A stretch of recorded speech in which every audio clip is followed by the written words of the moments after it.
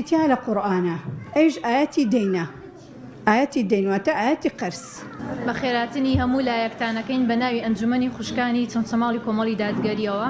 ئەگەر تۆ هەموو دوای نوێژێکی فات دوای نوێژێکی مەکتوب ئاەتل کورسیت خوێند بینی تۆ بەهەشت تەنها مردنە. بسم الله الرحمن الرحیم. وەکو ئەنجومەنی خوشکان کۆمەڵی دادگەری چەمچەماڵ هەستاین بەکردنەوەی خولێکی لەبەرکردنی قورئانی پیرۆز بۆ سوورەتی بەقەرە ئاەتی یەکەم. ئەم خولە بۆ فترەیەکی دیاریکراو بوو کە 25 خۆشک زیاتر بەشداریان تیا کردووە. ئەم ڕۆژ هەستاین بە ئاهەنگگێڕان بۆ ئەو کەسانەی کە لە خولەکە بەشداریان کردەوە ئەم جزئی یەکەمی سوورەی بەقەرەیان لەبەر کردبوو. ئەو کەسانە کە بەشداریان کردبوو ئێمە زۆر پیرۆزباییان لێ ئەەکەین و داواکارین هەر بەردەوام بن بۆ ئەوەی بووە لەبەرکردنی قورئانی پیرۆز و ئەم بەرەکەتە گەورەکە لە ژیانی ڕۆژانەیانە بێ و لە ماڵەوەشدا ئەم بەرەکەتە ڕووکاتە ماڵ و مناڵیان و داوا لە مامۆستاکانی شەکەین کە بەردەوام بن بۆ خزمەتکردنی قورئانی پیرۆز و بۆ ڕاهێنان بەو کەسانەی کە خوازیاری ئەوانن کە قورئانی پیرۆز لەبەر بکەن دووبارە و سێبارە پیرۆزبایی لە هەمویانەکەین. گەورەترین آيات لقرآن لسورة بقرة. السلام عليكم ورحمة الله وبركاته. أولا نبدأ بالصلاة على الرسول محمد صلى الله عليه وسلم. خيركم من تعلم القرآن وعلمه. كل إنسان المفروض كل يوم يفتح ولو صفحة واحدة من القرآن الكريم.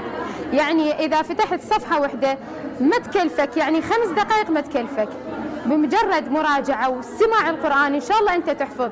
يعني مو المقصد أنه أنا عربي أو كردي، ما له علاقة، إذا سمعت أنت تحفظ.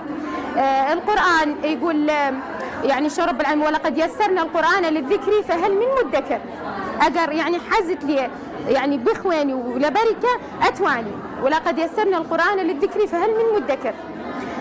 الحمد لله والشكر أنا بالبيت يعني مو بالمدرسة، بس يعني كل يوم أقرأ باستمرار، أعلم أولادي باستمرار وحفظت ألف الحمد لله والشكر. يعني القرآن سهل، لا حد يقول صعب، يعني ما بكل صعوبة بالبيت أنا وما دارسة بالمدرسة ويعني هو سهل. بەلای خۆی بەخشندۆ بهێربا من نام کوژێتگارە بەشداریم کرد لە سوورەتی جوزئی یەکەمی بەقەرە و هیوادارم هەموو کەسێک بەشداری بکات و زۆر ئیسفادەیەکی زۆر کردە لەم پرۆژەیە، پرۆژەی حیفزی قورئان. زۆر سپاسی مامۆستاکانەکەم کە ئەم پرۆژانە ئەرز دەکەن و هیوادارم پرۆژەتی بەدواوە بێت. لە کاتێکا شتێک تایبەتەکرێت کە زۆر پێی